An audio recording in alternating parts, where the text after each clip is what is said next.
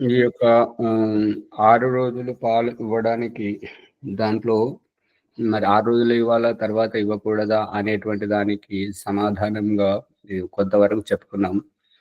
దాంట్లో సందేహం అడుగుతున్నారు. 6 రోజులు విలువలు కలిగినటువంటి ఆ తల్లి పాలు అత్యంత శ్రేష్టము. అవి దాన్ని ఏమైతంటారంటే జీవనీయ ఊర్జకు ఉపయోగపడుతుంటాయి.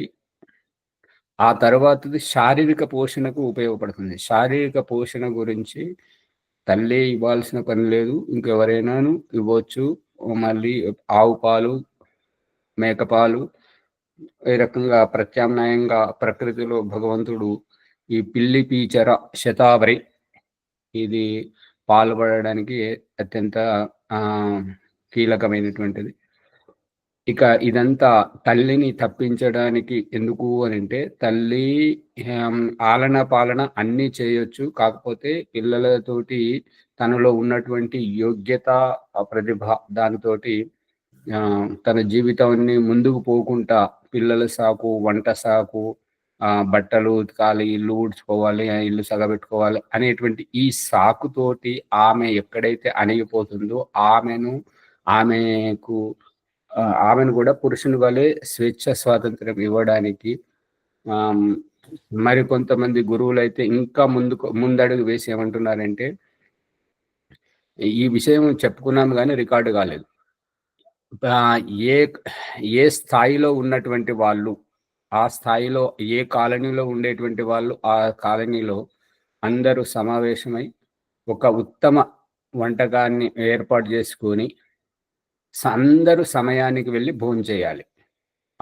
భోజనం జేసిన తర్వాత ఈ పురుషులు ఏ రకనైతే వాళ్ళు ఆహ్, మానసిక ఒత్తిడి రహితంగా ఫ్రీగా ఉండి వాళ్ళు చేయాల్సినటువంటి పరిశోధనలు, అనుసంధానం ఏవైతే జేస్తూ ఉంటారో, అదే విధంగా స్త్రీ కూడా చెయ్యాలి అని జెప్పేసి వారి ఉద్దేశం. వారేమంటున్నారంటే, వంట జేయాల్సిన పని లేదు. అందరూ ఎటువంటి స్థాయిలో ఉన్నటువంటి వారు, అటువంటి స్థాయిలో వారికి తగినటువంటి సార్వజనిక వంట భోజనాలయాన్ని ఏర్పాటు జేసుకోవాలి. సమయానికి అందరూ వెళ్లి భోజనం జేయాలి. ఇక వంట చేసే పని తప్పింది. పిల్లలకు 6 రోజుల వరకు తప్పనిసరిగా ఇచ్చేసి దాయిని ఏర్పాటు చేసుకున్నట్టయితే పిల్లల పని తప్పింది. ఇక వా వస్త్రాలు ఉతకడానికి ఒక పని మనిషిని పెట్టుకుంటే వస్త్రాలు ఉతకడం అయిపోతుంది ఇంటి పనికి. ఈ రకంగా స్త్రీని తను ఎందుకోసమైతే స్త్రీ జన్మలోకి వచ్చిందో ఆ ధర్మార్థ కామోక్షాలు సిద్ధించుకోవడానికి పూర్తి స్వేచ్ఛ, స్వాతంత్ర్యం కల్పించడమే దీని యొక్క ఉద్దేశ్యం.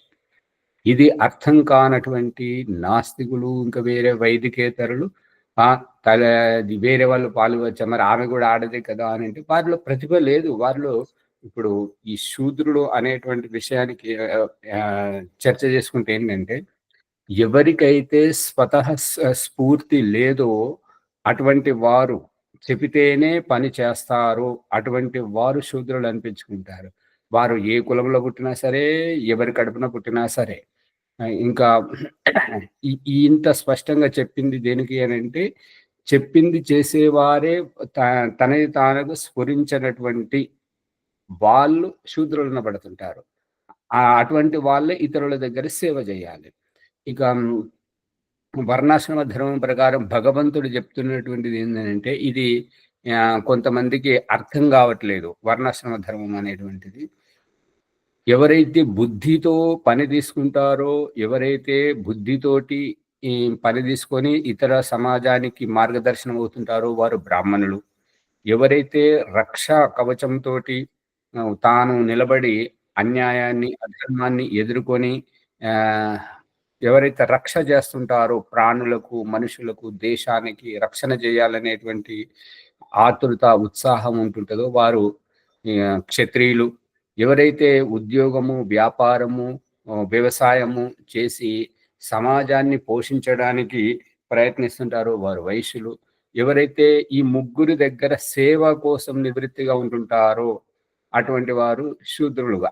ఇది వర్ణాశ్రమ ధర్మం. ఇది అర్థం గాక బ్రాహ్మణ కులంలో పుట్టిన వారే బ్రాహ్మణులని, క్షత్రియుల కులంలో పుట్టిన వారే వాళ్ళు క్షత్రియులని, ఈ రకంగా ఉల్టా అర్థం చేసుకొని వర్ణాశ్రమ ధర్మాన్ని తప్పుపడుతున్నారు. అది వారి విజ్ఞతకే వదిలేయాలి.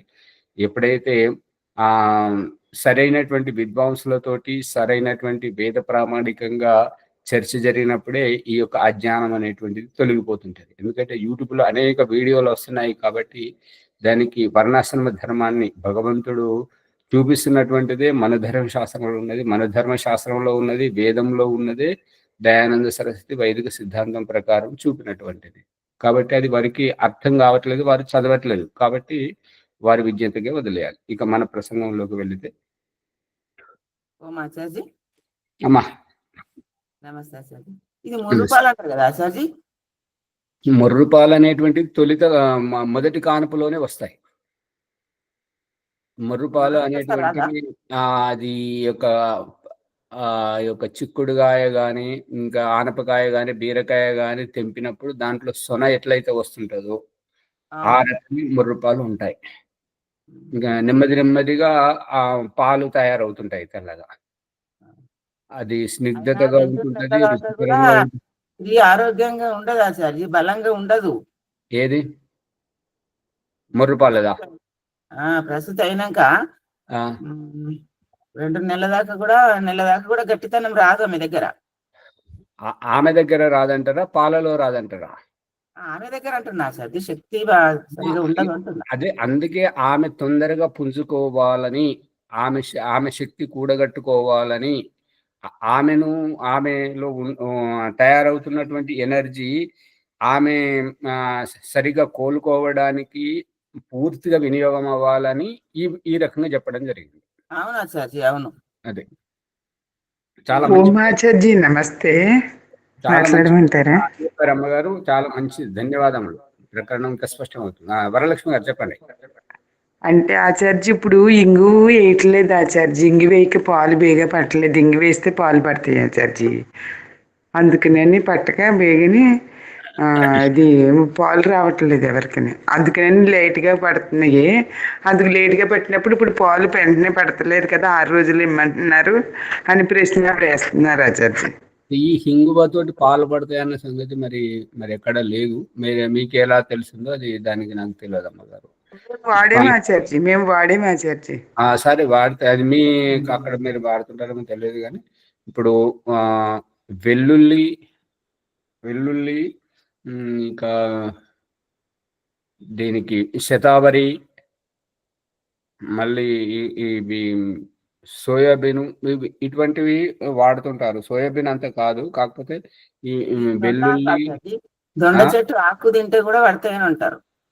ఏమాకు? దొండాకు. గది తెలియదు గారు.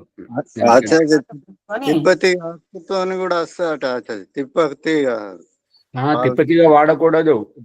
వాడకూడదు. ఇందాక రాజమణమ్మ గారు చెప్పినటువంటి దాని ప్రకారం ఆమె శక్తి పుంజుకోవడానికి ఒక్కొక్కసారి ఆపి మనకు అది పొట్ట విరోచనం సాఫీగా అయినప్పుడు, అంత కోల్పోయినప్పుడు, పడిపోయినట్టుగా మనం అవుతుంటాం కదా. 9 నెలలు ఆపి ఇప్పుడు శిశువుకు జన్మనివ్వగానే వారిలో శక్తి ఉన్నది కాబట్టి వారికి చన్నీళ్లు తాగడానికి కూడా ఇవ్వరు. ఈ తిప్పతీగ వేడిని చల్లారుస్తుంది. తిప్పతీగ వేడిని చల్లారుస్తుంది. వేడిని చల్లారిస్తే ఆమెకు చలి జ్వరం పట్టుకునేటువంటిది, లేదంటే ఆమె చనిపోయేటువంటి ఆస్కారం కూడా ఉంటుంటది. అందుకని తిప్పతీగ ఈ సమయంలో సరైనది కాదు.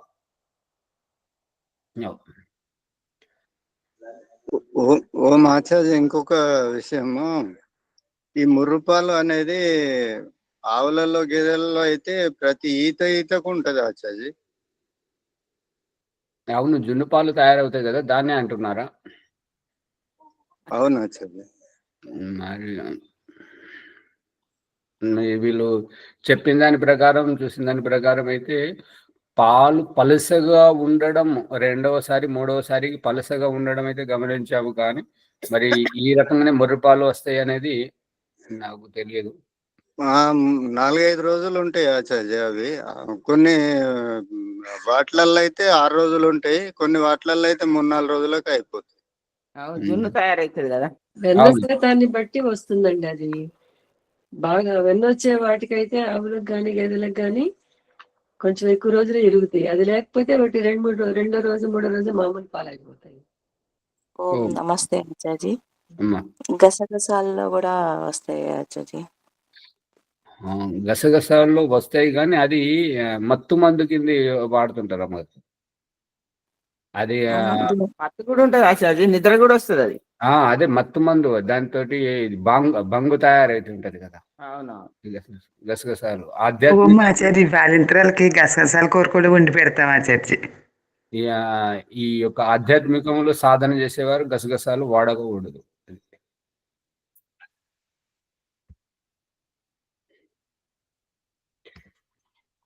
ఇప్పుడు మన ప్రకరణంలోకి వెళితే ఇక్కడ చెప్పబడుతున్నది ఏంటంటే,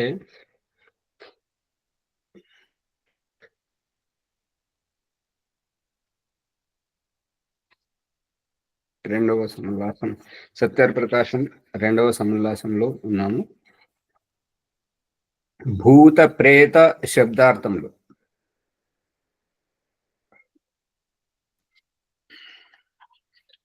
భూత ప్రేత గురోః ప్రేతస్య శిష్యస్తు పితృమేధం సమాచరన్ ప్రేతహారైః సమం తత్ర దశరాత్రేణ శుద్ధ్యతి. ఇది సత్యార్ ప్రకాశం 2వ సముల్లాసం 23వ పుటలో ఉన్నది, చూడండి. మనుస్మృతి 5వ అధ్యాయము 65వ శ్లోకం. అర్థము: గురువు మరణించినప్పుడు ప్రేతనామము గల మృతక శరీరమును దహనము చేయు శిష్యుడు ప్రేతహారులతో మృతక శరీరము ఎత్తుకొని పోవు వారితో పాటు 10వ దినమున శుద్ధుడగును.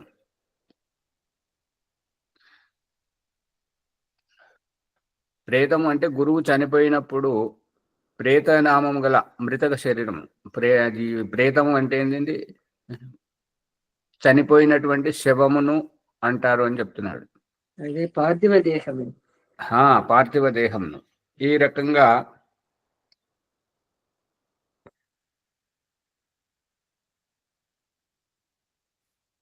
ఈ పార్థివ దేహమును శిష్యుడు తీసుకెళ్లి ప్రేతహారులతో, అంటే ప్రేతహారులు అంటే శవాన్ని తీసుకెళ్లేటువంటి భుజాల మీద మోసుకొని వెళ్తుంటారు కదా, అటువంటి వారు ఆ ప్రేతహారులతో మృతక శరీరమును ఎత్తుకొని పోవు వారితో పాటు 10వ దినమున శుద్ధమగును. ఇట గ్రంథకర్త మృత శరీరమును ప్రేత యందురనుటకు ప్రమాణముగా ఈ శ్లోకమును ఉదహరించినాడు, శుద్ధి విషయమును తెలుపుటకు కాదు. దీంట్లో శుద్ధ్యతి, దశరాత్రేణ శుద్ధ్యతి అనేది కూడా చెప్తున్నారు కదా. అంటే ఈ రకంగా బ్రాకెట్లో మరి వీరు గోపిదేవ్ గారు రాశారు అంటే వీరు 10 రోజులలో శుద్ధము కాడు అనేటువంటి అభిప్రాయాన్ని చెప్తున్నారో ఏమో మరి. అందుకే అంటున్నారు కదా, ఇక్కడ గ్రంథకర్త అంటే దయానంద సరస్వతి మృతక శరీరమును ప్రేత అందరూ అనుటకు ప్రమాణంగా ఈ శ్లోకమును ఉదహరించినాడు, శుద్ధి విషయమును తెలుపుటకు కాదు. శుద్ధి విషయము అంటే శుద్ధి అశుద్ధమేమంటుకుంటుంటది?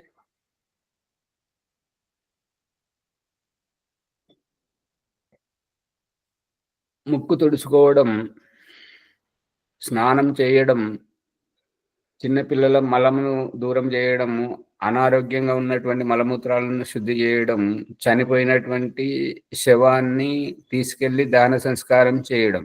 ఇక్కడ అశుద్ధి ఏమున్నది? అశుద్ధి అంటుకునేది ఏమున్నది? ఆచార్య, శవాలకు బ్యాక్టీరియా ఉత్పన్నమవుతుంది అంటారు కదా, చెడు బ్యాక్టీరియా. సరే, అది మురుగు కంపు వచ్చినటువంటి దానికి బ్యాక్టీరియా ఉత్పన్నమవుతుంటది, అది అంటువ్యాధితో వస్తుంటుంటది. కాబట్టి మరి 10 రోజులలో ఎట్లా శుద్ధమవుతుంది? దానికి చికిత్స చేస్తే శుద్ధం అవుతుందా, లేదంటే కేవలం 10 రోజులు ఉంటే శుద్ధం అవుతుందా? అది అర్థం కాలేదు. అదే ఇక్కడ ఏంటంటే దయానంద సరస్వతి చెప్తున్నటువంటిది ఏంటంటే, మృతకుని ఇంట్లో శోకం, వారి బాధతో వియోగంతో బాధలో ఉంటుంటారు కాబట్టి సామాజిక లావాదేవీలు ఏవైతే జరపాలనుకుంటారో ఆ దుఃఖంలో ఉంటుంటారు కాబట్టి అవి జరపకూడదు అన్నది నిజము. కానీ ఈ అశుద్ధి శుద్ధమగును అంటే అశుద్ధి ఏంటి? ఇప్పుడు క్యాన్సర్ మానసిక అశుద్ధి కావచ్చు ఆచార్య. 10 రోజుల దాకా ఉండండి సాగదీయకండి. ఈ హాస్పిటల్లో ఆ చనిపోయినటువంటి వారిని పోస్ట్ మార్టం చేసి శవ పరీక్ష చేసి మొత్తం చుట్టుకొని తీసుకొస్తుంటారు. కేవలం ముఖం మాత్రమే చూపిస్తుంటారు. మరి వారు కూడా చనిపోయిన వారే కదా, మరి వారిని ముట్టుకుంటే ఏమి అశుద్ధి అంటుకుంటుంది వీరి చేతికి? మామూలుగా ఇంట్లో చనిపోయినటువంటి వారికి అయితేనేమో స్నానం చేయించాల్సి వస్తుంది. ఆ హాస్పిటల్లో చుట్టుకొని తీసుకొచ్చినటువంటి వారికి కేవలం నీళ్లు చల్లుతుంటారు. మరి అక్కడేమంటుకుంటుంది? మళ్ళీ అది అంటుకోకుండా ఉండడానికి గులాబీ జెల్, గోమూత్రం, పంచగవ్యం ఇట్లా అవన్నీ చల్లుతుంటారు కదా, సుగంధ ద్రవ్యాలు చల్లుతుంటారు కదా, ఏమంటుకుంటుంది? ఇదంతా వీరు భీమరావు గారు చెప్పినట్టుగా మానసిక అశుద్ధి, వాళ్ళ భ్రాంతి మాత్రమే, అంతే తప్ప ఇంకేమీ లేదు. ఇంకా ఇక్కడ ఒక సందర్భం ఏంటంటే, చనిపోయిన వారిని ముట్టుకుంటే అశుద్ధి అంటినట్టయితే, దానికి ముట్టుడు ఉన్నట్టయితే, మరి మానవేతరుల కొంతమందిని అయితే మానవులను కూడా తింటారు. ఇటువంటి యూట్యూబ్లో చాలా వచ్చాయి, ఫేస్బుక్లో కూడా చాలా వచ్చాయి, మనం కూడా పెట్టుకున్నాం, ఇదివరకు చూసాం. ఆ రకంగా మనుషులు తినేవారు, చంపిన మనుషులను మాంసం తినేటువంటి వారు కానీ, ఈ పశువులను చంపుకొని తినేటువంటి వాళ్ళు కానీ, ఆ మాంసం ఇంట్లో తెచ్చుకొని తింటున్నారు కదా, వాళ్ళకి ఏమంటుకోదా? ఆలోచించాలి. ఇది ఏంటంటే తెలివితో ఆలోచించినప్పుడే అర్థమవుతుంటది, కేవలం ఊహించుకుంటే సరైనటువంటిది కాదు. వాళ్ళను ఇప్పుడు ఇడిసిన బట్టలను శరీరం నుంచి తొలగించడం, ఇంట్లో చెత్తను ఊడ్చి బయటపడేయడం ముట్టుడు అని అంటారు. ముట్టుడు అంటారు. అవును. అదే ఇప్పుడు ఈ చాకలి వాళ్ళను ఆ మైల బట్టలు ముట్టుకున్నప్పుడు వాళ్ళు కూడా ఏంటంటే మళ్ళీ బట్టలు ఉతికి స్నానం చేసే వరకు వాళ్ళు కూడా అశుద్ధంగా అనుకుంటారు, మైల బట్టలు పట్టుకున్నారు కాబట్టి.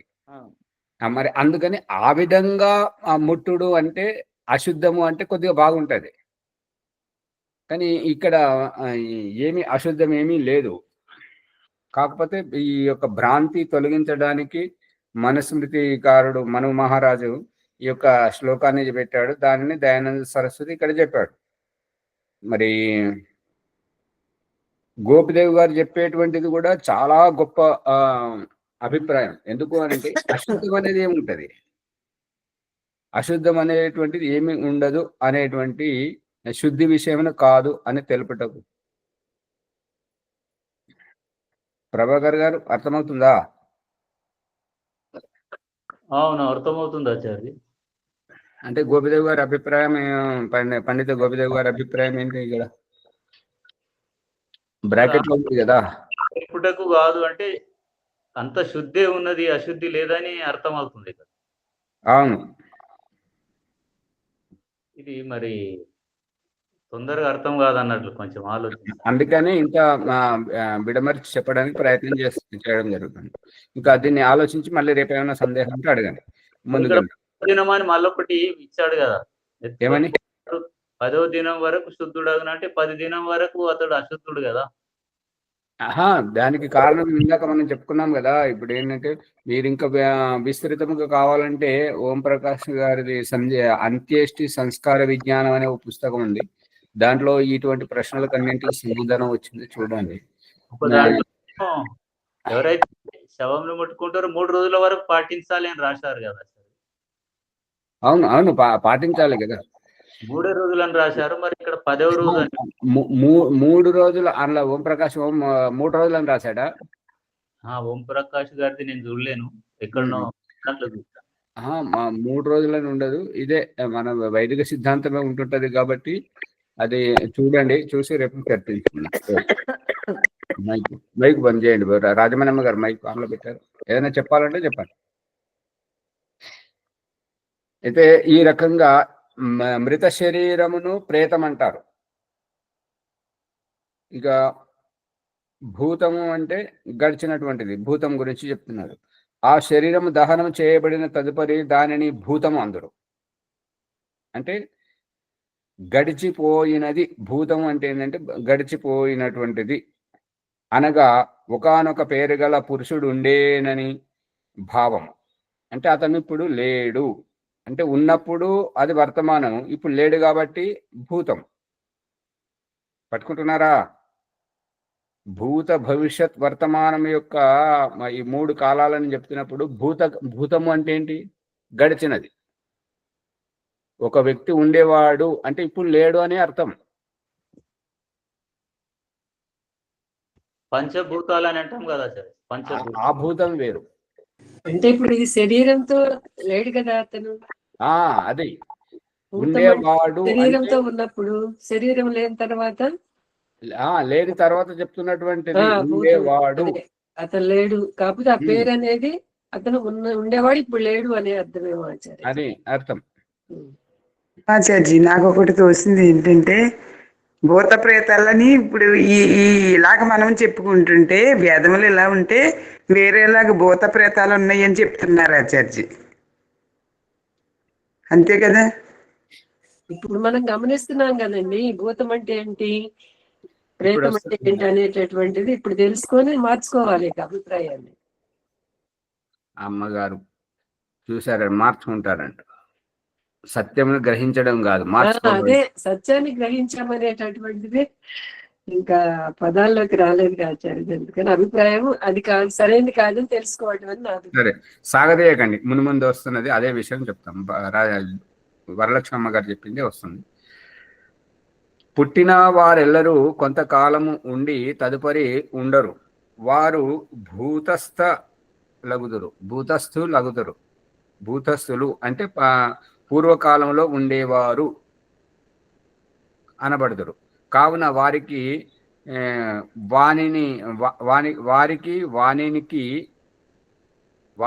వానికి అంటే వానికి అనేటువంటిది పశువులకు సంబంధించినటువంటిది కావచ్చు, వారికి అనేటువంటిది మనుషులకు సంబంధించినటువంటిది. భూతములు అని నామం ఏర్పడను, భూతములు అనే పేరు ఏర్పడింది. ఇట్లు బ్రహ్మ మొదలు నేటి వరకు గల విద్వాంసుల సిద్ధాంతం. కానీ శంక కుసంస్కారములు గల వారికి భయము, శంకారూప భూత ప్రేతములు, శాకిని ఢాకిని మున్నగు అనేక భ్రమలు దుఃఖములు కలిగించును. ఇప్పుడు ప్రసంగం మొదలైంది ఏంటంటే, ఒక పురుషుడు ఉండేవాడు. గమనిస్తున్నారా? 2వ పేరాగ్రాఫ్లో ఆ శరీరము దహనము చేయబడిన తదుపరి దానిని భూతము అందరు. అనగా ఒకానొక పేరు గల పురుషుడు ఉండేనని భావం. అంటే ఉండేనని భావం అంటే ఇప్పుడు లేడు అని అర్థం. ఇక ఈ భూతము, ప్రేతము, డాకిని, శంకిని అనేటువంటిది విడివిడిగా గుర్తించింది ఎప్పుడు? ఓమాచార్య, ఇక్కడ భూతం అంటే జరిగిపోయిన కాలం అని తెలిసింది. మరి ప్రేతానికి దాని వివరణ ఏముంది? ప్రేతానికి ముందు చెప్పారు కదా, గురువు చనిపోయినప్పుడు మృత శరీరాన్ని ప్రేతం అంటారని, చనిపోయిన శవమును. ప్రేతము అదే దాని అర్థం. ప్రేతం అనే దానికి అంటే మరణించిన శరీరం, అది శవమును ప్రేతం అంటారు. ఇక్కడ రహస్యం ఏంటంటే, భూత ప్రేతాలంటే, ప్రేతం అంటే కనబడుతున్నటువంటి మృత శరీరము, భూతము అంటే గడిచిపోయినటువంటి వారి స్మృతి. భూతం అన్నప్పుడు శరీరం లేదు, భూతం అన్నప్పుడు శరీరం లేదు, ప్రేతం అన్నప్పుడు శరీరం ఉంది, నిర్జీవ శరీరం ఉన్నది. ప్రేతం ఇది పట్టుకోవాలి. భూతం అన్నప్పుడు అతని శృతులే ఉంటాయి ఆచార్జీ, అంతే కదా? అయితే ఇప్పుడు ఇక్కడ డాకిని, షాకిని, ఇంకా ఏవైతే వేరు వేరు పేర్లు చెప్తున్నారో ఆ వాటిని ఎట్లా గుర్తించడమైంది. షాకిని, డాకిని వివిధమైనటువంటి పేర్లు ఎట్లా తెలుస్తుంటాయి. ఇంకొక రహస్యం ఏంటంటే ఓం ప్రకాష్ ఊరికి ఒక కిలోమీటరు 2 కిలోమీటర్ల దూరంలో ఎల్లమ్మ గుడి ఉండేది. పొద్దున వాళ్ళు రైతులు పొలం గట్ల పైన తెల్లారితే కరెంట్ పోతుందని చెప్పేసి వాళ్ళు మబ్బుల 4 గంటలకు 3 గంటలకు అట్లా వచ్చి ఇక 4 గంటలకు 3 గంటలకు 4 గంటలకు వచ్చేటప్పుడు చలి పెడుతుంది కాబట్టి గొంగడి కప్పుకొని వస్తుండే వాళ్ళు. ఇది చూసే వాళ్ళు ఏమంటారంటే ఓ నల్లగా ఇట్లా వస్తున్నది అని చెప్పేసి చెప్తుంటారు. ఇక ఇంకొక విధం ఏం చెప్తుంటారంటే తెల్ల చీర కట్టుకున్నది, ఎంటుకలన్నీ ఇట్లా ఇరబోసుకున్నది అని చెప్తున్నారు. ఈ తెల్ల చీర కట్టుకున్నది ఎప్పుడు ఎలా తెలిసింది తెల్ల చీరనే కట్టుకున్నదని, ఎంట్రుకలు ఇరబోసుకున్నదని ఎట్లా తెలిసింది? ఆ నల్లగా నడుచుకుంటూ వస్తున్నదని చెప్పేసి ఎట్లా తెలిసింది అంటే కండ్లతో చూస్తేనే కదా. ఇప్పుడు ప్రేతం అనేటువంటి స్థితి మృత శరీరం, ప్రాణవియోగం పొందినటువంటిది, జీవన రహితమైనటువంటి మృత శరీరం, దాన్ని ప్రేతం అన్నారు. దాన్ని తీసుకెళ్ళి అంత్యక్రియలు చేశారు. పూడ్చిపెట్టారు, కాల్ చేసేవారు, అంత్యష్టి చేశారు, అయిపోయింది. ఆ శరీరం కనపడకుండా చేశారు. ఇప్పుడు ఈ భూత పేరుతోటి తెల్ల చీర కట్టుకోవడం, వెంట్రుకలు పొరవేసుకోవడం ఎలా కనిపించింది?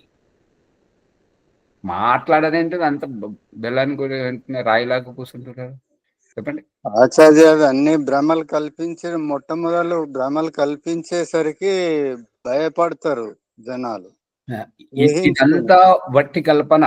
అది కల్పన కాదు, సత్యం. కళ్ళకి వెంట్రుకలు ఇరవోసుకున్నారంటే దాన్ని దయ్యం అంటారు. ఆ దయ్యం అనేటువంటిది ఎక్కడికి వెళ్ళొచ్చింది?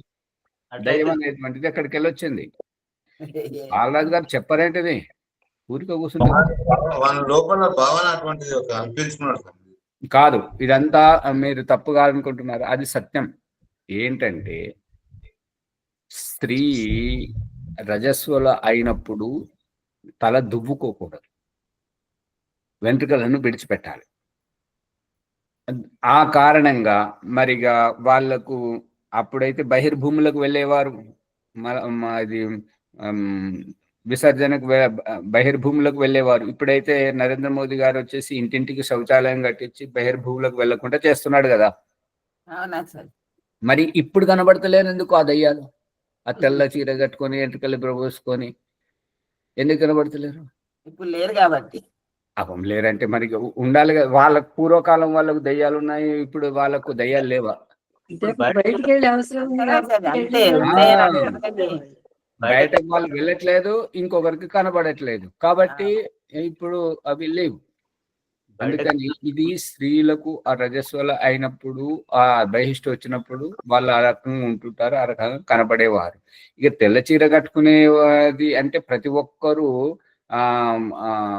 ఈ యొక్క ఏమంటారంటే భర్త బతికున్నప్పుడు ఆ తెల్ల చీర దాదాపుగా కట్టరు. ఒకటి గుర్తు పెట్టుకోండి, బండ గుర్తు. ఇక తెల్ల చీర కట్టినా కూడా దాంట్లో అది అంచు ఉంటుంటది, ఇంకా చిన్న చిన్న పువ్వులు క్రీమ్ కలర్ కానీ అట్లా ఉంటది. కానీ మొత్తం తెల్ల చీర అయితే భర్త బతికున్నటువంటి వాళ్ళు ఎవరు కట్టరు.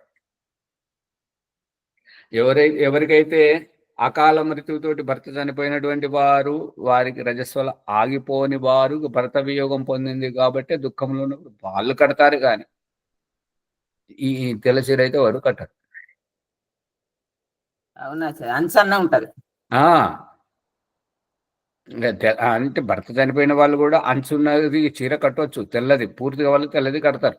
అంటే ఆ తెల్లదాని అభిప్రాయం ఏంటంటే వీరిలో ఏ కోరికలు లేవు, వీరికి శాంతము అనేటువంటిది సందేశం. కానీ దయ్యాలన్నీ తెల్ల చీరనే కడతాయి, దయ్యాలన్నీ ఎంట్రుకలు విరపోసుకుంటాయంటే అన్ని ఆడ దయ్యాలు ఉంటాయి కానీ మగ దయ్యాలు ఉండవా? మగవాళ్ళు చావరా? ఆడవాళ్ళు చేస్తారా? ఏంటి మాట్లాడారు? రెండు ఉండాలి. మరి రెండు ఉండాలి కదా, ఇద్దరు చనిపోతున్నారు. ఇద్దరు చనిపోతున్నప్పుడు మరి మగ దయ్యాలు కూడా ఉండాలి కదా. అవునవును. మరి అక్కడ పొలం గట్ల మీద చూసినటువంటిది వాళ్ళు కరెంటు పొలం పారేయడానికి వాళ్ళు గొంగళి కప్పుకొని పోతుంటే నల్లగానే కనబడుతుంది, కానీ ఇంకా తెల్లగా, ఎర్రగా, పసుపచ్చగా ఆ రంగులో ఎందుకు కనబడట్లేదు? అంటే దయ్యాలు గొంగళి లేవన్నట్టు, పసుపచ్చగా ఉండవు కాబట్టి. దయ్యాలు లేవన్నట్టు. అంతే కదా. అందుకని ఇదంతా ఒట్టి భ్రాంతి, నమ్మకూడదు.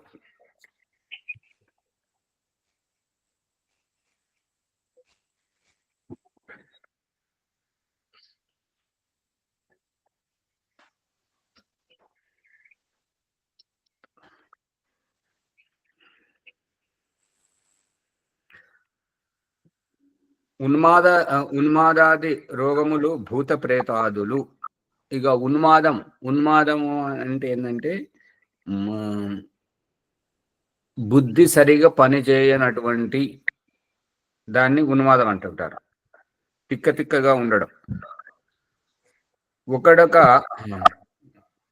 ఒకడొక ప్రాణి మరణించినప్పుడు ఆ ప్రాణికి సంబంధించిన జీవుడు పాపపుణ్య వశుడై పరమేశ్వరుని వ్యవస్థ వలన సుఖదుఖ రూపమున ఫలముల అనుభవించుటకు జన్మాంతర ధారణము చేయును. ఏ ప్రాణి అయినా సరే, మనుషుడే కాదు, పశుపక్షులు ఏవైనాను సరే, ఈ యొక్క చనిపోయినప్పుడు ప్రాణి మాత్రం, ఇప్పుడు కనబడుతున్నటువంటి శవమునేమో ప్రేతం అంటున్నాం. అది ఇక అంతే. ఆ శవమును దాటిపోయినటువంటి వాహనం నుంచి దిగినటువంటి యాత్రికుడు, బస్సు, రైలు, విమానం నుంచి దిగినటువంటి యాత్రికులను ప్రయాణికుడు దిగిపోయాడు. బస్సు ఒకటే మిగిలిపోయింది, కారు, బస్సు, ఆటో అదొకటే మిగిలిపోయింది. ఆ యాత్రికులు లేనటువంటి వాహనాన్ని ఏమో ఇక్కడ మా శరీరంతో చూసినప్పుడు ప్రేతము అనడం జరుగుతుంది. ఇక దిగిపోయినటువంటి వాళ్ళను యాత్రికులు దిగిపోవడము, దిగినటువంటి వాళ్ళను అంటుంటారు. ఆ రకంగా ఈ మృత శరీరాన్ని దాటిపోయినటువంటి ఆత్మ ఈశ్వరుని యొక్క వ్యవస్థలోకి, అంటే ఈ రహస్యాన్ని ఏంటంటే మనం ఇంకొక విధంగా చూస్తే ఏంటంటే, ఆట ఆడేటప్పుడు పట్టుబడ్డటువంటి వారు, దొరికిపోయినటువంటి వారు, ఆ దొరికినటువంటి వాళ్ళను విదిలించుకొని తన పంతాన్ని నెగ్గించుకోలేకుండా ఓడిపోయినటువంటి వారిని అవుట్, ఇక మళ్ళీ ఆటలో ఉండకూడదు, నువ్వు చచ్చిపోయావు అని శబ్దం వాడడం జరుగుతుంటది. ఇక తప్పు చేసినటువంటి వారిని పోలీసులు పట్టుకుపోతుంటారు. పట్టుకపోయేటువంటిది ఏంటంటే మళ్ళీ వారికి స్వేచ్ఛని ఇవ్వకపోవడమే పట్టుకుపోవడం. స్వేచ్ఛ లేదు అనే దానికి. అందుకే ఆటలో కూడా పట్టుబడ్డారు, దొరికిపోయారు కాబట్టి నీకు ఆడడానికి అర్హత లేదు, యోగ్యత లేదు, అవుట్, నువ్వు చచ్చిపోయావు అని చెప్పేసి తెలుగు భాషలో అంటారు, ఇంగ్లీష్లో అవుట్ అని అంటారు. వాళ్ళు పక్కకు తప్పుకోవాల్సిందే. అదే రూపకంగా ఈ మృత శరీరం నుంచి వెళ్ళిపోయినటువంటి ఆత్మ పరమేశ్వరుని యొక్క న్యాయ వ్యవస్థకు పునర్జన్మ కోసం వెళ్ళిపోతుంటది. ఏదైతే చేతనమైనటువంటి ఆత్మ ఉన్నదో పునర్జన్మ కోసం వెళ్ళిపోతుంటది. ఏదైతే జడము అనేటువంటి, ఇప్పుడు ఈ యొక్క మాసిన వస్త్రాలు, మురికి వస్త్రాలు మనం స్నానం చేసేటప్పుడు వదిలేసి మనం స్నానం చేయడానికి వెళ్ళి మళ్ళీ కొత్త వస్త్రాలు ధరించినట్టుగా ఆ యొక్క ఆత్మ మాత్రం ముందుకు వెళ్ళిపోతుంది. ఇక ఇడిసిన బట్టలను స్నానం చేసిన తర్వాత ముట్టుకోకూడదు అనేటువంటిది, ఇంకా పూజ అయ్యే వరకు ముట్టుకోకూడదు. పూజ అల్పాహారం అంతా చేసిన తర్వాత మళ్ళీ బట్టలు ఉతుకోవాలి. ఇక తెలివిగా ఏం చెప్తున్నారంటే, మన భారతీయ సంస్కృతిలో స్నానానికి ముందే మురికి బట్టలను ఉతికి స్నానం చేసేసి మళ్ళీ మంచి వస్త్రాలు వేసుకొని వచ్చాము అని అంటే, మళ్ళీ దీని యొక్క అభిప్రాయం ఏంటంటే, మళ్ళీ స్నానం చేసిన తర్వాత మాసిన బట్టలు ముట్టుకోకూడదు అనేది. ఆ మాసిన బట్టలు ఎట్లయితే ఉంటుంటాయో ఈ స్నానం దగ్గర, అదే రకంగా ఆత్మ వెళ్ళిపోయిన తర్వాత శవము అనేటువంటిది ప్రేతం, అది కనబడుతున్నటువంటిది. ఇక భూతము అంటే ఈ ఆత్మతో కలిసి ఉన్నటువంటి, బ్రతికి ఉన్నటువంటి జీవితంలో ఒక పురుషుడు ఉండేవాడు, రామయ్య ఉండేవాడు అంటే ఇప్పుడు రామయ్య లేడు అనే అభిప్రాయం. ఇప్పుడు ఒక వ్యక్తి అడుగుతుంటాడు, ఫలానా సమయంలో ఒక అతను ఉండేవాడు, ఇలాంటి పనులు చేసేవాడు అని అతన్ని ఆచూకీ తీసుకొని వస్తాడు. వచ్చి అడుగుతుంటారు. అంటే అతను ఇప్పుడు లేడు, చనిపోయాడని, లేదా వేరే ఊరికి వెళ్ళిపోయాడని, ఇప్పుడు అతని కొడుకులు ఉన్నారని, ఈ రకంగా అంటే భూతకాలాన్ని చెప్పడం. అర్థమవుతుంది అమ్మగారు? అవుతున్నారు సార్. అందుకని ఇక్కడ భూతము, మృత శరీరము లేదు, చనిపోయేది ఆత్మ అనేటువంటిది అని పోయినటువంటి ఆత్మ ఈశ్వరుని యొక్క వ్యవస్థలోకి వెళ్ళిపోయింది. ఇక వీళ్ళు చూసేవారు, భ్రమపడే వారికి ఈ భూతము, ప్రేతము, ఈ యొక్క ఆత్మ, ఈ యొక్క శక్తి, డాకిని ఇవన్నీ ఎట్లా కనబడుతున్నాయి విడివిడిగా? ఇదంతా వట్టి భ్రమ.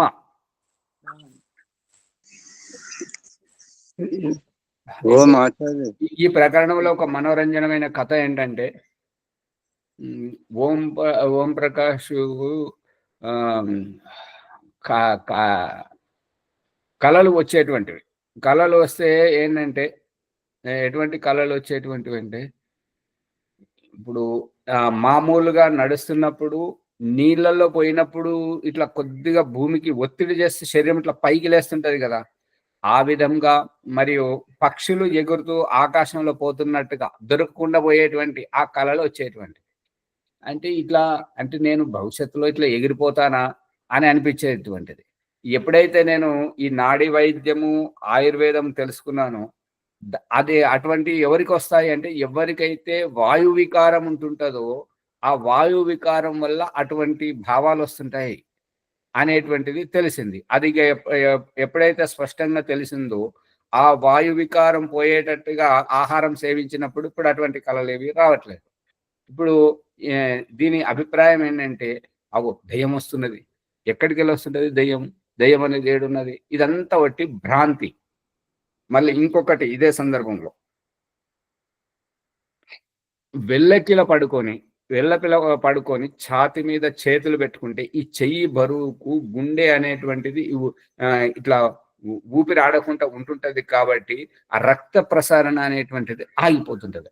ఆగిపోతే ఏదో దయ్యం వచ్చి కూర్చున్నది, అసలు నన్ను మిసలనిస్తలేదు, ఊపిరాడతలేదు అని చెప్పుకుంటారు. ఇదేంటంటే ఈ చేతుల యొక్క బరువు ఇట్లా ఉండడం వల్ల. ఇక వీరిదే ఈ పరిస్థితి అయితే, ఇప్పుడు ఈ యొక్క ఆధునిక భావజాలం కలిగినటువంటి వారి మూర్ఖత్వం, పడుకోవడం రాక బొక్కబోల పడుకుంటారు. బొక్కబోల పడుకోవడం, ఈ చేతుల బరువుకే మనకి ఈ పరిస్థితి వస్తే, బొక్కబోల పడుకున్నటువంటి వారికి ఈ గుండె ఇట్లా కొట్టుకోవడానికి, ఇట్లా చేయడానికి ఈ బోల్ర పడుకున్నప్పుడు శరీరం బరువును మొత్తం లేపాల్సి వస్తుంటది అన్నట్టుగా. దానివల్ల వీళ్ళు తొందరగా చస్తారు. అందుకని బోల్ర పడుకోకూడదు. వెల్లకిల పడుకుంటే ఆ రకంగా, బోల్ర పడుకుంటే ఈ రకంగా. కాబట్టి భోజనం చేసిన తర్వాత గంట తర్వాత పడుకునేటప్పుడు ఎడమ చేతి వైపు పడుకోవాలి.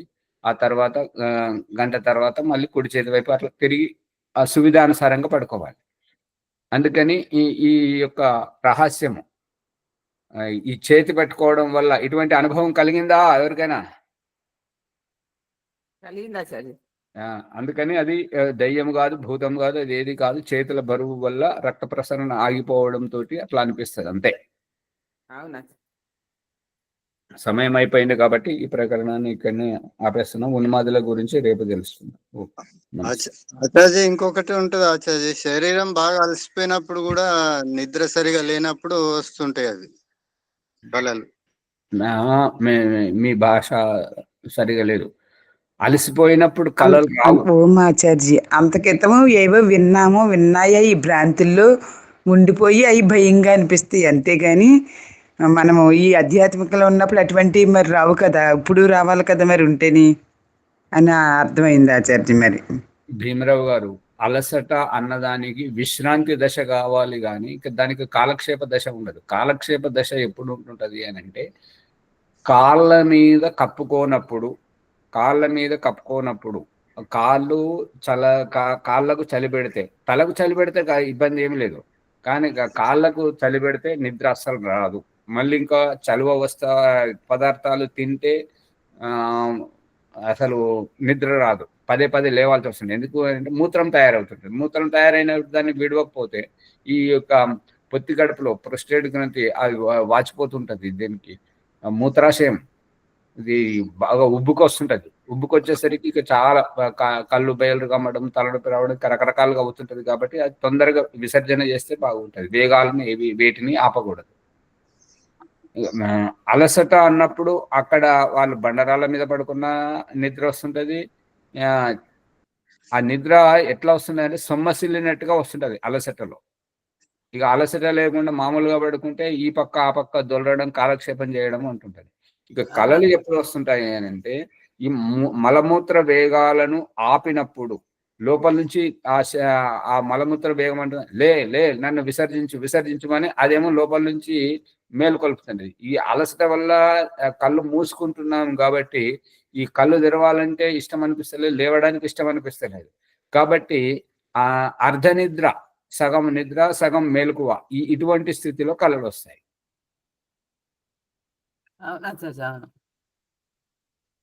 అందుకని మరి ప్రభాకర్ గారు ముందుకు తీసుకెళ్ళండి. ఓం సర్వే నమస్తే. ఈరోజు ఎపిసోడ్ ద్వారా మనము భూత ప్రేత శబ్దార్థాల గురించి చాలా వివరంగా తెలుసుకున్నాం. ఈ భూతం అంటే గడిచిపోయిన కాలం, కాలం ప్రకారం భూతకాలం అని అంటాం, గడిచిపోయిన కాలం. అలాగే శరీరం పోయిన తర్వాత, శరీరం లేనప్పుడు అభావ స్థితిలో ఉన్నదాన్ని భూతం అని అంటామని తెలుసుకున్నాం. ఆ తర్వాత మృత శరీరాన్ని ప్రేతం అని అంటామనే విషయాలను తెలుసుకున్నాం.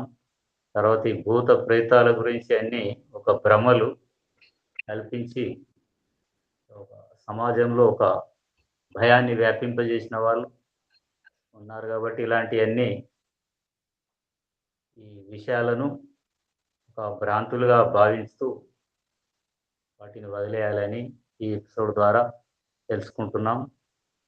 కాబట్టి ఈ విషయాలందరికీ అందించడానికే మనం ఈ ఎపిసోడ్ను లైక్ చేద్దాం, షేర్ చేద్దాం, సబ్స్క్రైబ్ చేసి గంట సింబల్ నొక్కి ఇలాంటి విషయాలందరికీ తెలిపి మనం ముందుకెళ్ళాలని కోరుతున్నాను. ఈ విషయాలు తెలిపిన ఆచార్య గారికి ధన్యవాదాలు. తర్వాత ఈరోజు వైదిక సంధ్య సువర్చలమ్మ గారు చేయిస్తారు. ఓం నమస్తే. సంఖ్యాయోగ బ్రహ్మ సాక్షాత్కారం.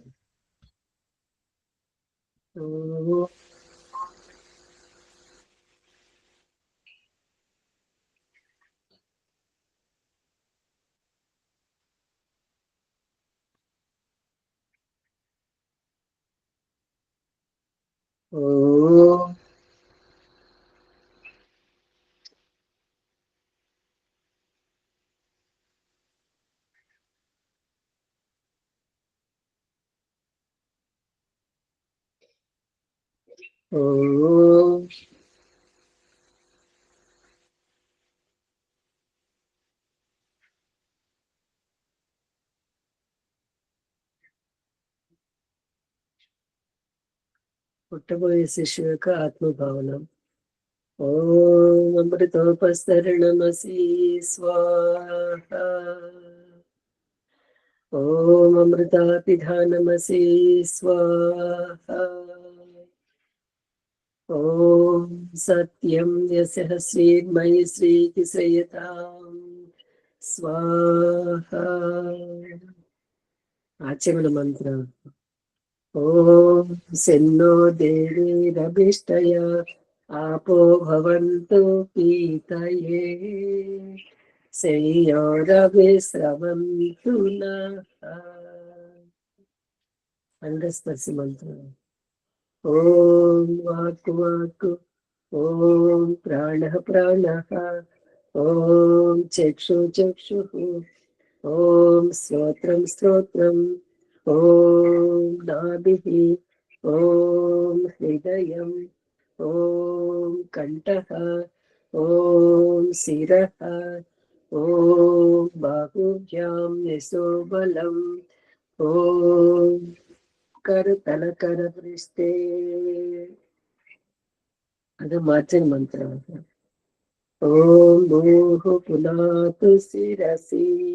ఓం భువః పునాతు నేత్రయోః.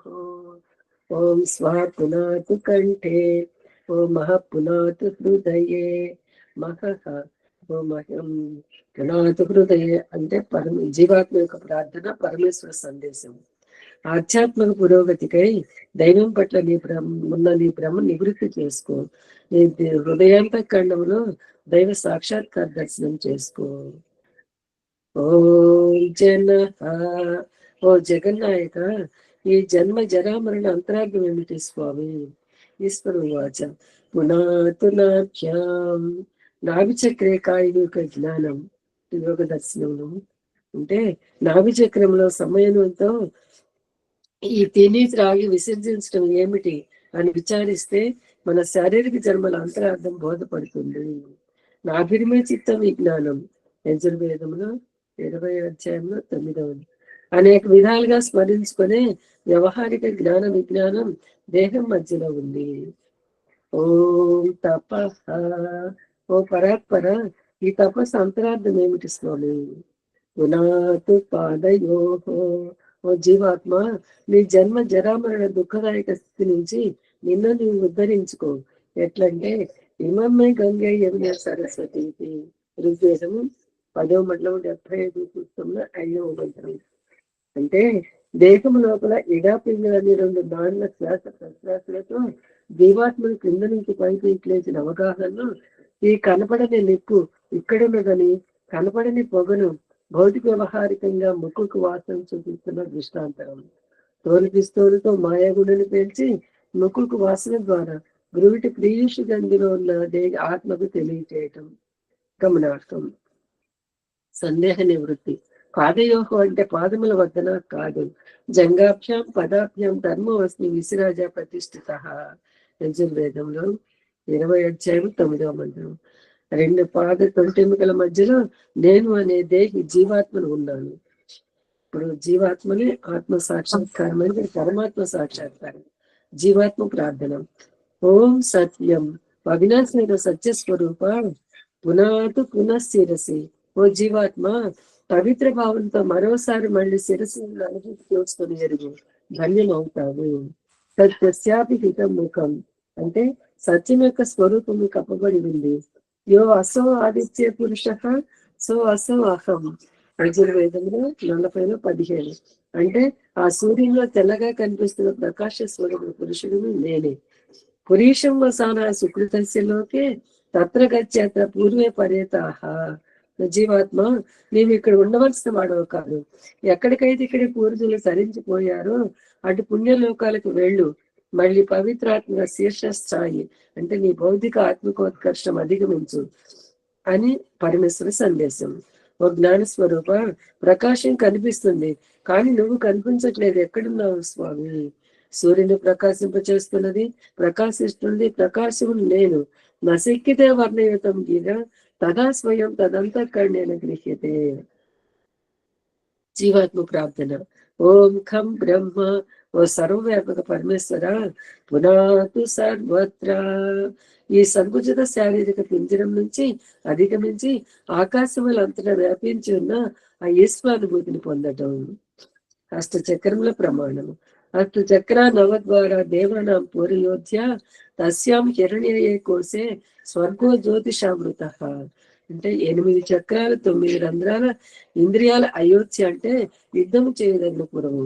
అందులో స్వర్గం అనే స్వర్ణమయ ఆవాసం జ్యోతితో ఆవరించి ఉంది. 7 అంతస్తుల అంతర్యాత్ర. మనం ఇప్పుడు మనం ఇప్పుడు నేర్చుకుంటున్నటువంటి 7 చక్రాలు దాన్ని దాటడం ఎలా అనేటటువంటిది అన్నమాట. ఎవరు ఓం భూహు సహస్రార చక్రం అంటే ప్రాణధారణ, జీవం పోసుకోవటం. ఓం భువః ఆజ్ఞా చక్రం, త్యాగభావంతో దుఃఖ విముక్తిని పొందటం. ఓం స్వహ విశుద్ధి చక్రము, అనాసక్త ఆత్మ స్వరూపావస్థ. ఓం మహః అనాహత చక్రము, పరమాత్మ తన్మయత్వ పరమాత్మ భావము, పరధ్యాన తన్మయత్వ పరమాత్మ భావము. ఓం జనః మణిపూరక చక్రము, అమృతస్య నాభిః. ప్రసవంలో శిశువు తెచ్చుకున్న పేగుబంధం వలె ఆ పరమాత్మలో ఈ ఆధ్యాత్మిక సాధక జీవాత్మ గల అవినాభావ సంబంధమని ఈ జానీ ప్రాదుర్భావ జన నాభి యొక్క అభిప్రాయం. ఓం తపః స్వాధిష్టాన చక్రం. దేహం క్రింది వైపు నుండి కనపడిన ఆత్మను పైకి పొగను వ్యవహారికంగా చూపటం. అంటే తోలు పిస్తూలతో మాయాగుణను పేల్చి ముక్కుకు వాసన దేహ ఆత్మకు తెలియచేయటం గమనార్హం. ఓం సత్యం మూలాధార చక్రం. సత్యం జ్ఞానం అనంతం బ్రహ్మ. తైత్రోపనిషత్తు. జ్ఞానము సత్యము బ్రహ్మ అనంతము. శరీర రహిత ముక్త జీవాత్మ బ్రహ్మ పరమాత్మలో ఉంటుంది. ఆ ముక్తాత్మకు ప్రాపంచిక సుఖ దుఃఖముల స్పర్శ సంపర్క అభావంలో ఆనందమగ్నమై ఉండదు. ఈ విధంగా యథా పంచావతిష్టంతే జ్ఞానాన్ని మనసా సహా బుద్ధిస్తున్న ఉచ్చేష్టతే తమాకు పరమాం గతి. కఠోపనిషత్తులు. శుద్ధ మనసుతో పాటు పంచేంద్రియాలు, ప్రాణం జీవితంతో ఉంటాయి. మరియు బుద్ధి అంటే ప్రారంభం పరిష్కరింపబడిన ఆత్మ నిర్మలము స్థిరచిత్తంతో ఉంటుంది. దీన్నే పరిమితంగా మోక్షం అంటాము. ఇది సంధ్యోపాసన ప్రథమోశ్వాస అనగా సంధ్యోపాసన ద్వితీయోశ్వాస. నిన్న ప్రారంభించిన సంధ్యోపాసన సఫలమైన వారు ఉపరియుక్త పురుషార్థములు తరించిపోయారు. కాబట్టి ఈ అకమర్షణ పాప నివృత్తి తాపత్రయం వాడిది కాదు. అందులో అసఫలమై ఇక మీద సఫలం అవ్వాలనే వాడి తాటకులాట. మరియు ఎప్పుడో వెళ్ళిన వారి తే బ్రహ్మలోక్య పరాంతకాలే పరావృతాత్ పరిముచ్యంతి సర్వే. ముండకోపనిషత్తులు. బ్రహ్మానందాన్ని ఉపభోగించి మహాకల్పం తరువాత పునః ముక్తి సుఖాన్ని ఏవగించి పునరాగమనం. అకమర్షణ మంత్రాన 10వ మండలం 190 సూక్తం. అంటే ఋగ్వేదము చివరికి సందేశము. అంటే జీవితంలో తప్పు చేసేవారు దుఃఖ నివృత్తి, దుఃఖ జన్మ ప్రవృత్తి, దోషమిచ్చే అజ్ఞానంతో అసంతృప్తి దిగజారి భౌతిక స్థలములను దిగజారటం, దుఃఖ నివృత్తిని బట్టి పాప ప్రవృత్తి, స్వార్థ సుఖాన్ని బట్టి కుట్రాకుతంత్రాలు, ఆధ్యాత్మ జ్ఞానంలో అధపతనం, జన్మము కులవృత్తి ఏహ్యభావం, అట్టడుగు వర్గాల ఆత్మికోద్దాన నిర్లక్ష్యం. అంటే ఇక మూలాధార చక్రంలోకి రావటం అనమాట. ఇక దిగజారుటికి అవకాశం అట్టడుగు స్థాయి నుండి ఆత్మకోన్నతి కావించుకొని జీవనముక్తి అవస్థను సంప్రాప్తించుకోవటం మన జీవితం యొక్క సార్థకత. ఇదే ఆర్య సమాజ సంస్థాపక ఆధ్యాత్మిక గురువు మహర్షి దేవదయానంద సరస్వతి సంధ్యోపాసన ద్వారా మనుష్య మాత్రం ప్రసాదించిన దివ్య సందేశం. అనగా ఇంతవరకు నిన్నటి సాయంత్రం సంధ్యోపాసన ఇప్పుడు ఇలా పూర్తయింది. ఇక ఇవాళ సాయంకాలీన సంధ్యోపాసన ఇప్పుడు ఈ బ్రహ్మ ముహూర్తంలో ఆరంభిస్తున్నాము. అంటే మనం ఈ సమయంలో మళ్ళీ ఆరంభం అన్నమాట. అంటే నిన్నటి సంధ్యోపాసన పరిపూర్ణంగా చేయలేకపోయాం కాబట్టి అసఫలమై సంధ్యోపాసన ముగించుకొని లేచి వస్తుంటే గమనార్హం. అందుకే ఈసారి ఎలాగైనా సఫలం కావాలని దృఢ సంకల్పించుడికే ఈ యకమర్షణ మంత్ర ప్రకరణము.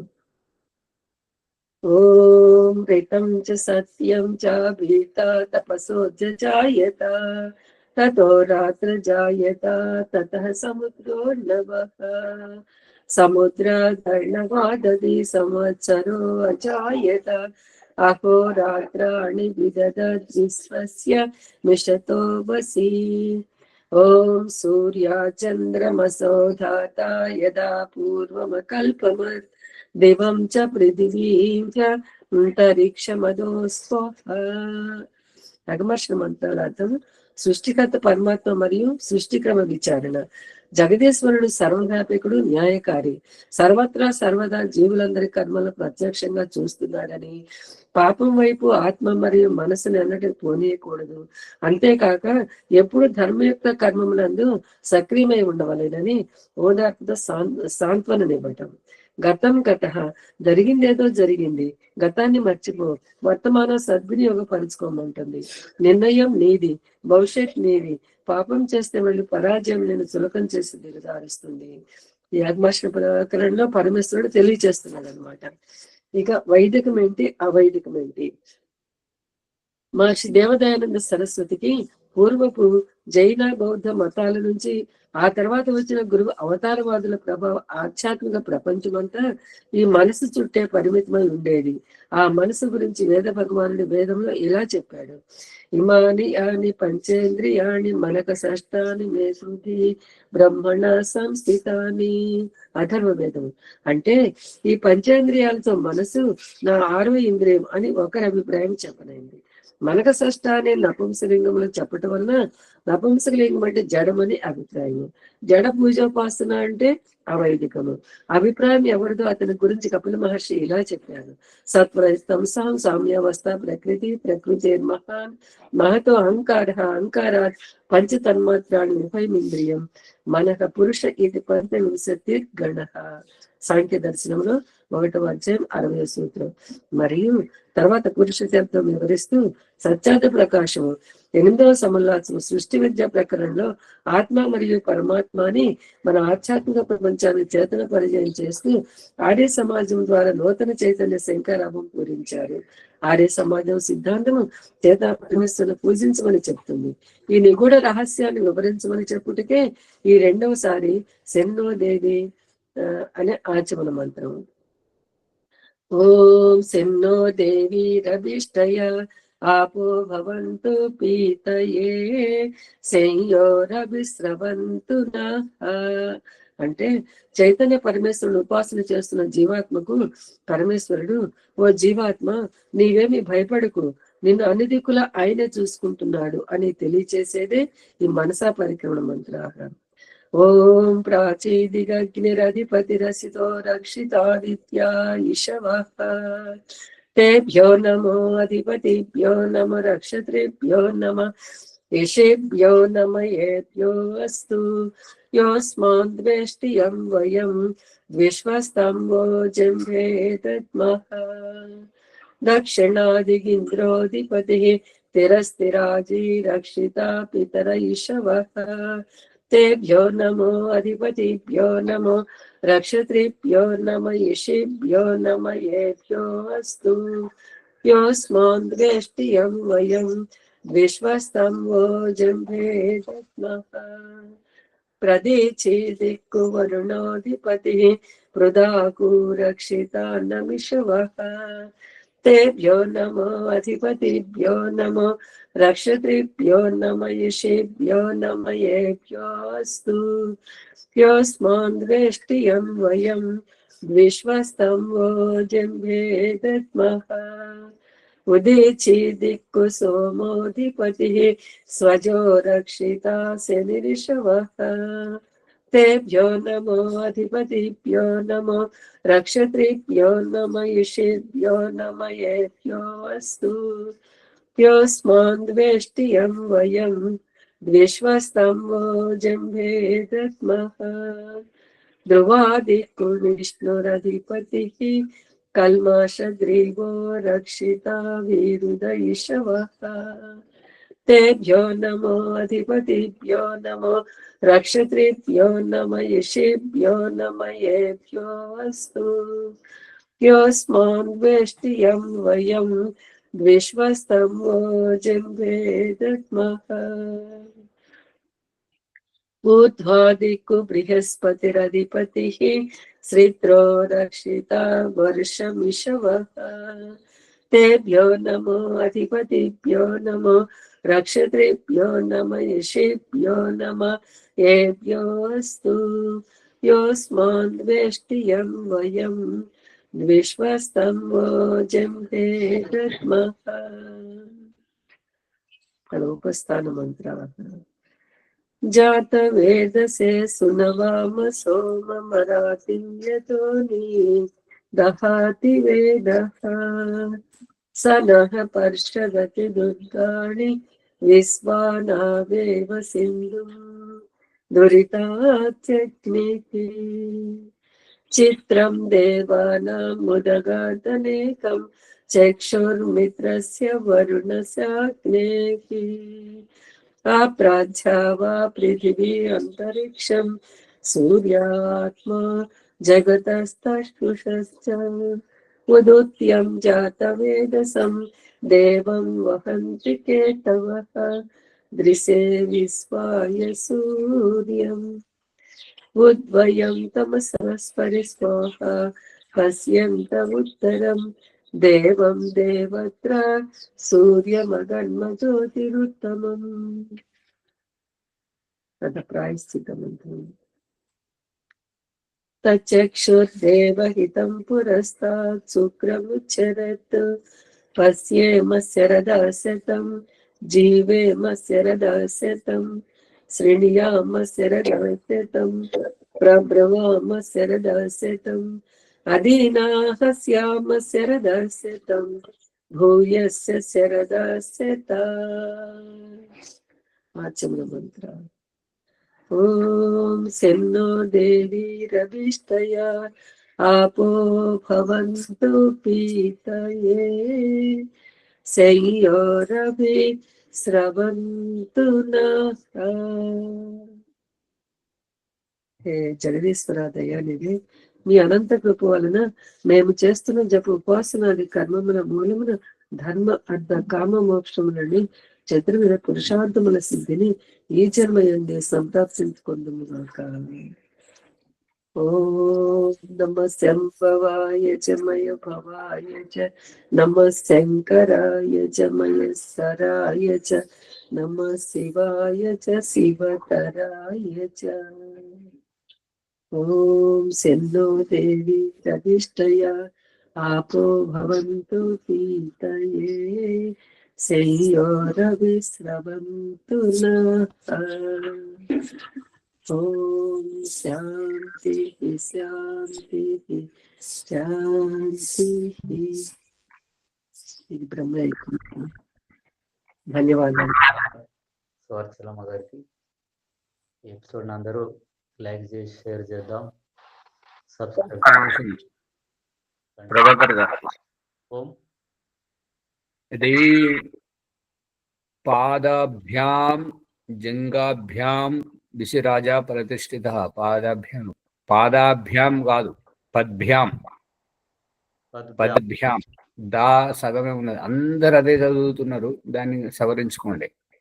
లేదంటే వేదం తెరిచి చూడండి, తప్పును సవరించుకోవాలి కదా. అదే అలవాటు అయిపోతే మీరు చెప్తే వాళ్ళు ఎక్కడైనా నిలదీశారనుకోండి, అక్కడ మనం సమాధానం చెప్పలేకపోతుంటాం. పద్భ్యాం దాని అర్థం ఏంటిది ఆచార్యజీ? పద్భ్యాం అంటే కూడా అంటే రెండు పాదముల మధ్యలో. ఇప్పుడు పాదాభ్యాం అంటే పాదముల ద్వారా, పాదముల కొరకు, పాదములతోటి అని వస్తుంది. పద్భ్యాం, పదాభ్యాం అనాలి ఆచార్యజీ. పద్భ్యాం, పద్భ్యాం, పద్భ్యాం, పద్భ్యాం, పాదాభ్యాం. దాలో అనవసరమైనటువంటి దీర్ఘ ఆకారాన్ని ఉచ్చరిస్తున్నారు. అవును.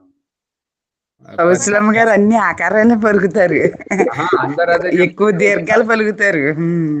అమ్మగారు సువర్చలమ్మ గారే కాదు, అందరూ అదే పలుకుతున్నారు. అందరిని గమనిస్తున్నాను కదా ఆచార్య. పాదోద్భ్యాం ఆచార్య. అదే మీరు వేదం తీసి చూడండి. పద్భ్యాం, పాదాభ్యాం, జంగాభ్యాం, ఇది పద్భ్యాం అని ఉన్నది అక్కడ. అవునాచార్జీ, పాయే ఉంది, పాలేదు. పద్భ్యాం కాదు, పాదాభ్యాం. అది పద్భ్యాం అని ఉండే. మళ్ళీ ఇవాళ పెడతాను చూడండి, ఫోటో పెడతాను వేదమంతం.